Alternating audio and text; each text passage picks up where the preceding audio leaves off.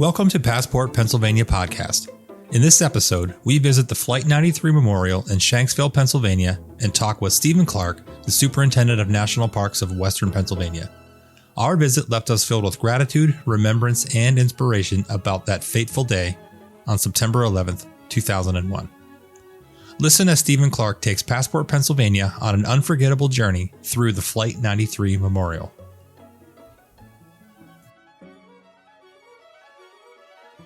My name is Steve Clark. I have the honor of serving as the superintendent of the 5 National Park units in Western Pennsylvania, to include Flight 93 National Memorial.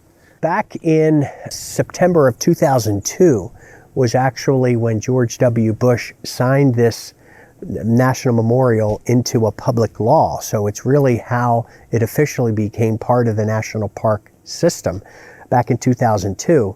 And it's really unheard of for a national park unit to be created so quickly, really a little over a year, whereas oftentimes it can take decades. Flight 93 National Memorial was officially created on September 24, 2002, but it took many, many years to acquire the land and come up with the design concepts and so forth.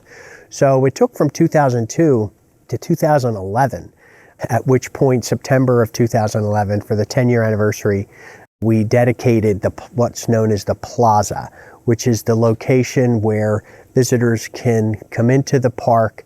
They have ranger programs and so forth, and then a short walk down to the Wall of Names, which is the closest location to the actual crash site, the impact site. And then in 2015, where we're standing right here on this beautiful Monday morning in Western Pennsylvania, was the Learning Center and the Visitor Center complex. Okay. Primarily, it's pretty much kind of self-explanatory with the Learning Center, children's programs, things of that nature, and then the exhibitry there in the Visitor Center. And then the third and final element, as far as the bricks and mortar, was the Tower of Voices. So we like to refer to the Tower of Voices as the welcoming beacon. So it's a 93-foot high series of 8 columns, solid concrete, which contain 40 wind chimes. And when I say wind chimes, I'm talking individual chimes weighing anywhere from 200 to 300 pounds apiece, which are completely wind-driven. The wind comes in, it activates a striker, and that's how you get the actual tones coming off of the chimes themselves. We began our tour in front of the Visitor Center on a black sidewalk that Stephen explained was a part of the memorial that actually represented the flight path of Flight 93 before it crashed about 700 meters to our immediate south. Also represented on the path are the timestamps from Flight 11, Flight 175, and Flight 77 that crashed into the Pentagon.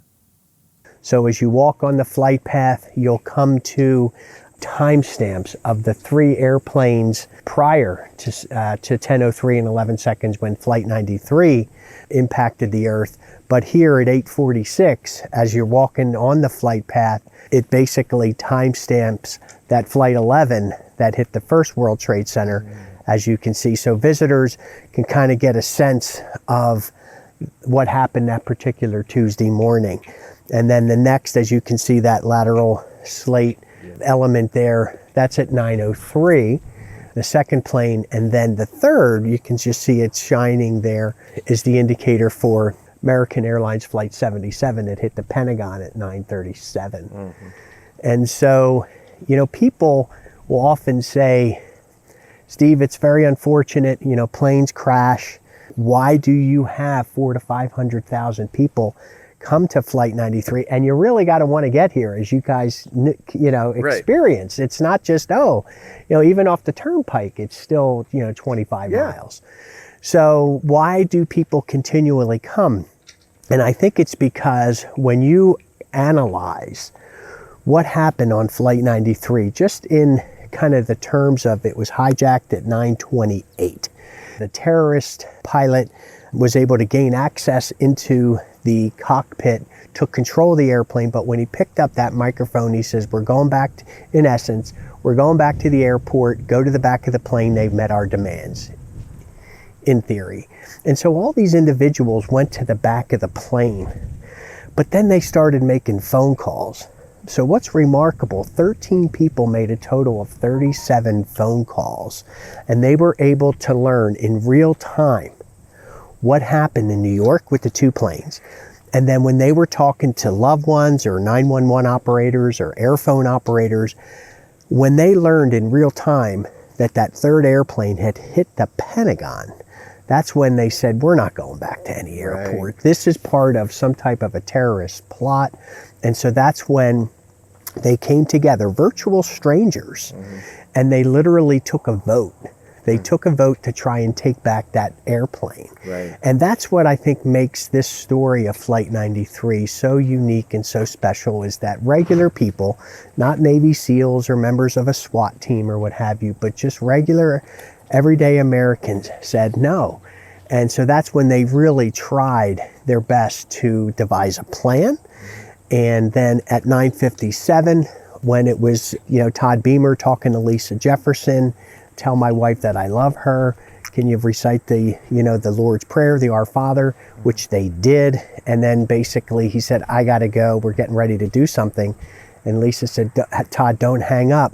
And he put the phone down, and that's when she heard him say, let's roll. Is everybody ready? Let's roll. Yeah. And so what happened between 9:57 and 10:03, 6 minutes, is really, as George W. Bush stated one year on 9/11 at the park, that it was really the first counter-assault on terrorism. Etched in glass at the end of the walkway that overlooks the crash site, the Wall of Names, in the Memorial Plaza is the phrase, "A common field one day, a field of honor forever." Superintendent Clark explains the history of that phrase and its significance to the memorial. A common field one day, a field of honor forever. That is the preamble to our mission statement. And that was actually coined, if you would, at a Super Bowl party in Los Angeles. A woman by the name of Susie Bird. She was making 3 quilts for the 3 attack sites. And her husband, Jim, he was a battalion commander for the Los Angeles Fire Department. And he invited a gentleman by the name of Stephen Ruda, who was also a battalion commander for the LA Fire Department. And Susie went to her guest and said, I'm making these quilts. Please feel free to come back and write anything, that type of thing. And Mr. Ruda wrote, sight unseen, a common field one day, a field of honor forever. And so our curator received that quilt, and that's how it became embedded into what we do every day here at Flight 93 National Memorial. Again, a common field one day, a field of honor forever, and it's so fitting. We asked Stephen where you should start to get the most of your experience at the Flight 93 Memorial. Yeah, so as again, for the listeners, my recommendation is to stop at the visitor center first. So to experience the flight path, experience the exhibitry and so forth, and then from that location, proceed down to the plaza, toward the Wall of Names, and then, looking down at the crash site, and then finishing your visit as you leave the memorial at the Tower of Voices.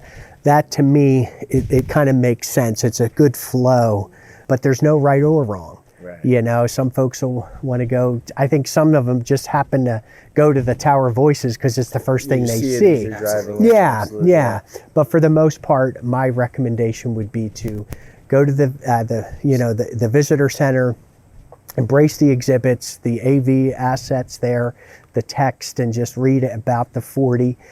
We honor the 33 passengers, the 5 flight attendants, and the 2 pilots for a total of 40.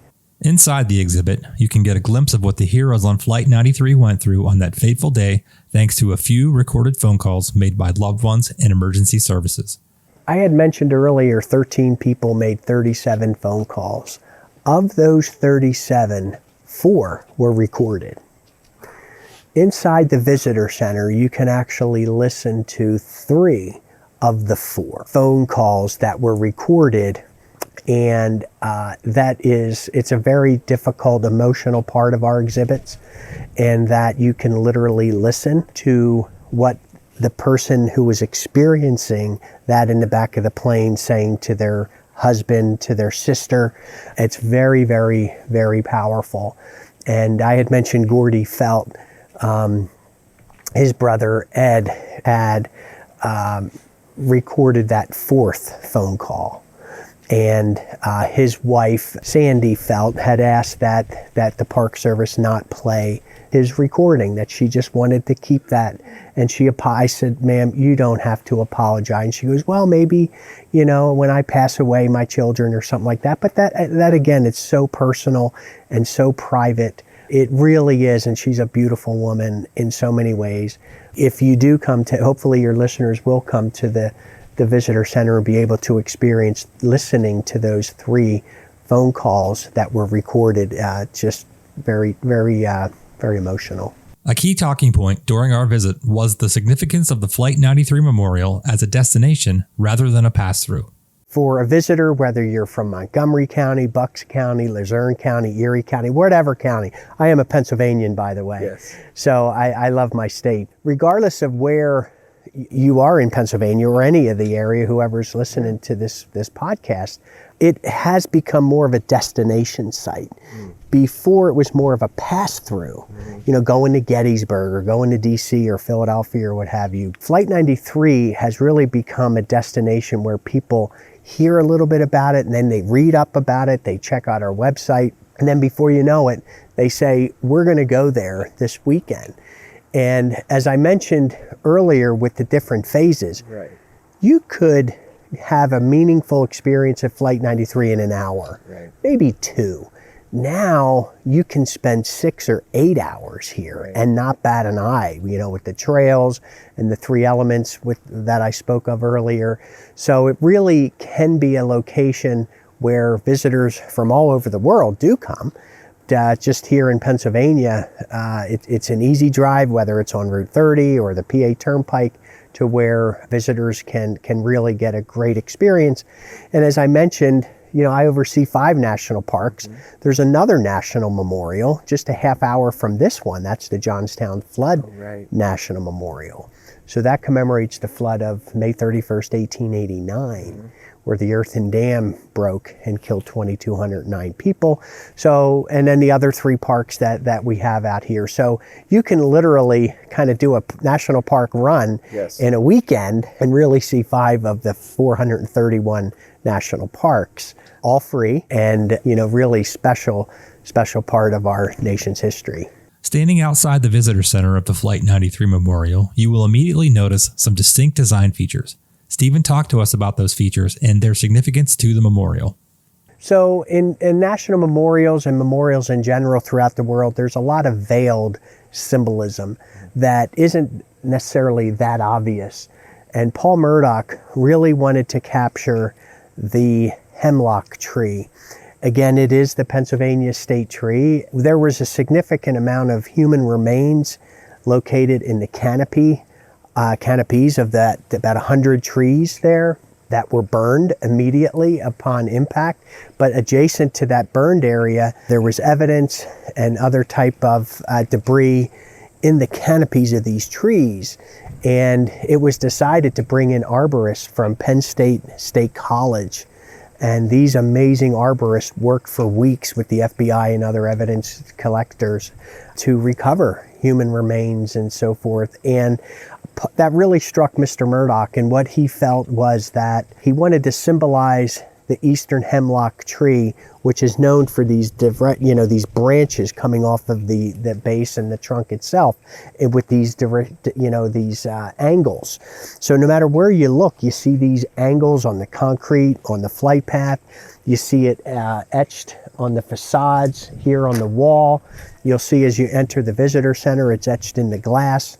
And it's just his way of denoting how special the hemlock trees were to the story of Flight 93 and to the first responders. We inquired about the design of the Flight 93 Memorial and learned that there was a design competition with over 1,000 entries. After all the designs were judged, the field was narrowed to 5, with the eventual winner being Paul Murdoch Architects. Superintendent Clark elaborates here. So this is, again, Paul Murdoch, by the way, a Pennsylvanian, out in Newtown Square there. So Paul was actually part of a design competition.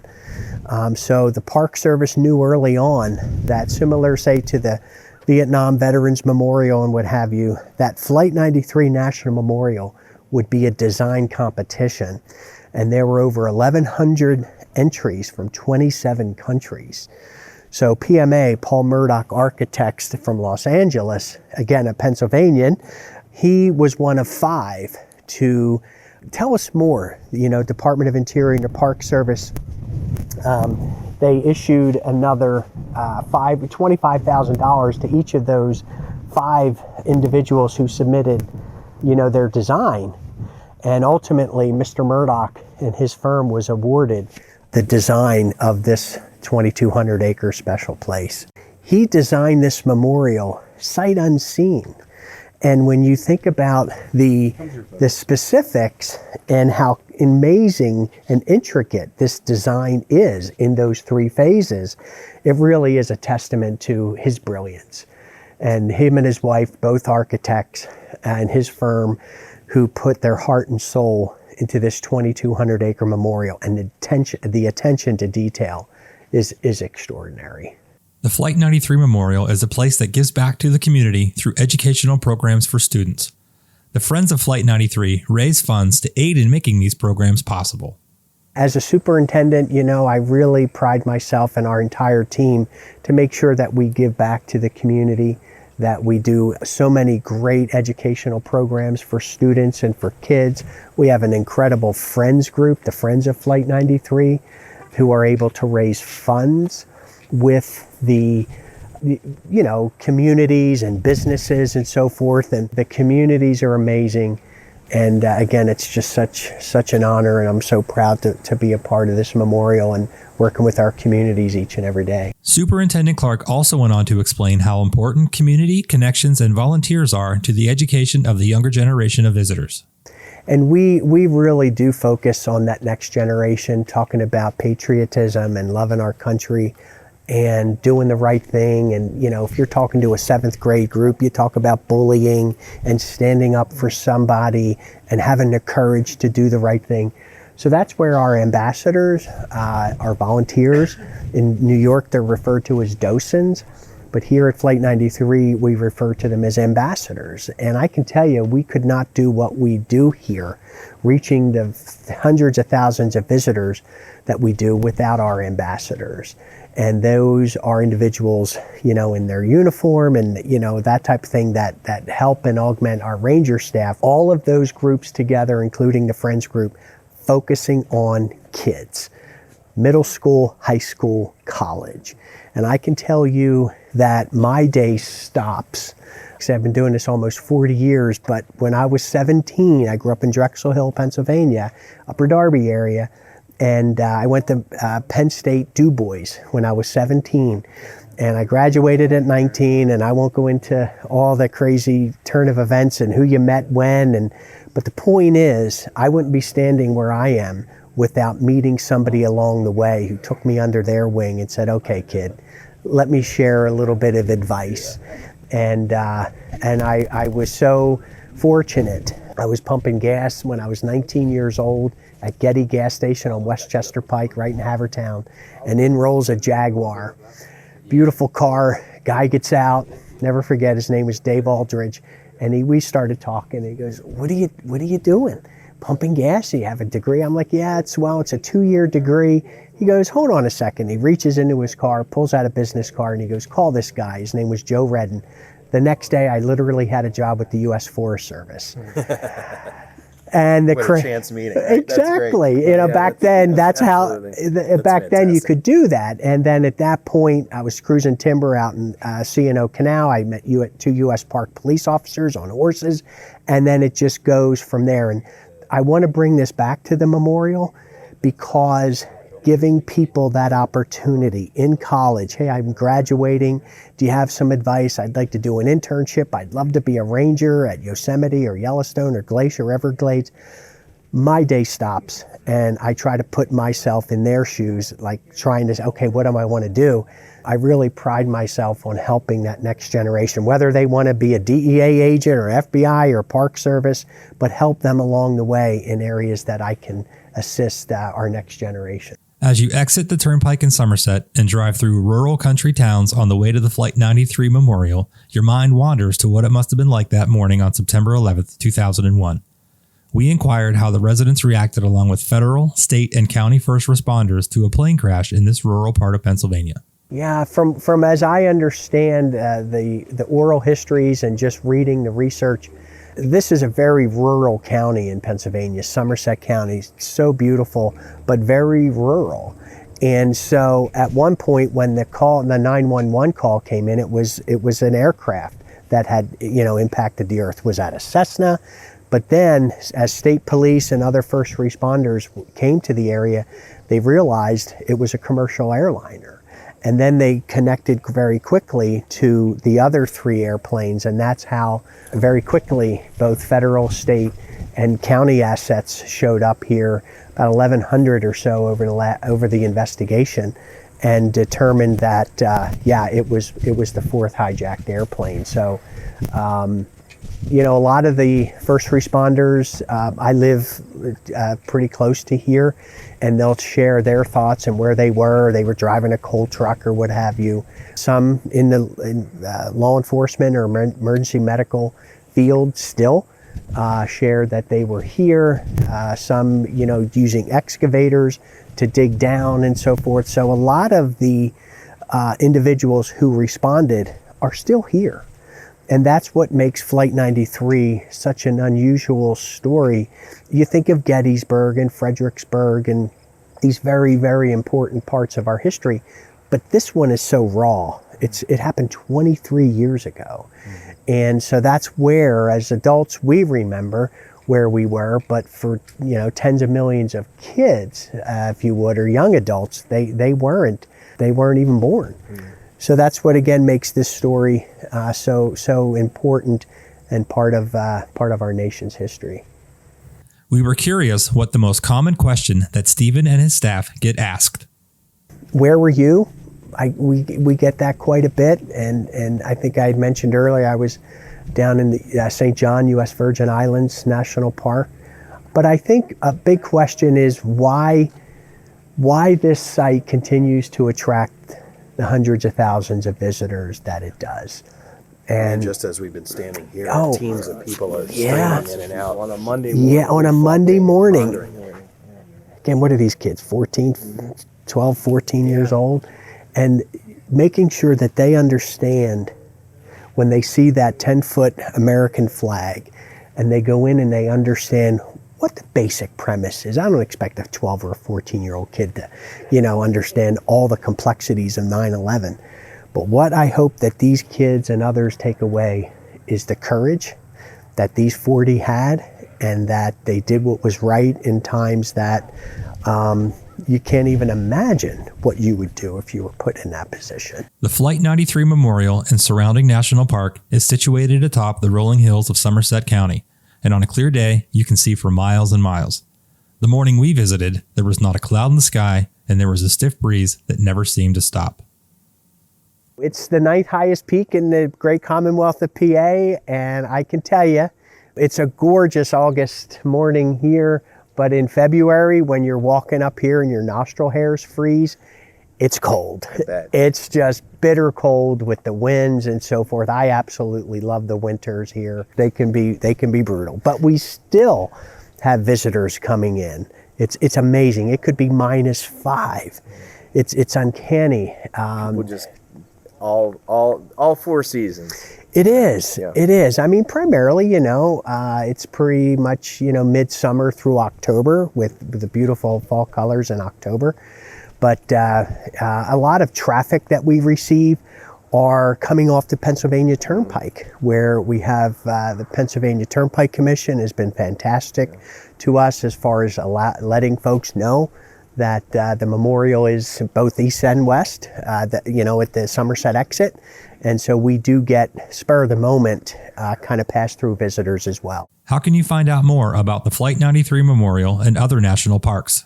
I would start right off the bat with nps.gov, and there you can go to every state.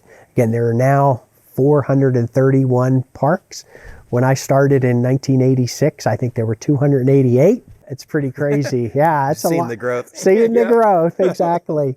Seriously, nps.gov, and then you can go to Flight 93 or any park in the entire country And then, so the Park Service, we have our own social media and, Instagram, and I'm not into that stuff. My kids do, but I don't. But we feel you on that. Yeah, the Facebook and so forth. But both the Friends of Flight 93 and the Park Service, we have that area where the people post photographs and answer questions and videos. It's pretty extraordinary. Well, Steve, it was great. Thank you for taking time out of your day to meet with us. We really appreciate it. And thank you for showing us around this beautiful somber memorial here in Shanksville, Pennsylvania. Absolutely. And again, as I would close, I just want to remind your listeners, there is no cost here. Because I know money's tight for so many. If you have a large family or a group, you could bring a busload of 50, your church group. Cost is $0. And again, I would just encourage whether you're like a weekend warrior to come out and visit the 5 national parks, stop at Gettysburg along the way, whatever you want to do. But it's really been a pleasure getting to know you guys. And if there's ever anything else I can do, don't hesitate to let me know. We certainly appreciate it. Thank you, Steve. Thank you, fellas. Thank you very much. God bless America. Thanks, Steve. You bet. Thank you. Thank you for listening to this episode of Passport Pennsylvania. You can catch up on all episodes by downloading them on your favorite podcast platform. If you like this episode, please consider giving us a 5-star review and leave us a comment. If you have a question or want to be featured on Passport Pennsylvania, email us at media@passportpodcasts.com. You can also find us on social media. If you want to support us, visit shop.passportpodcast.com and grab some of our merch. This episode was produced by Passport Pennsylvania, LLC.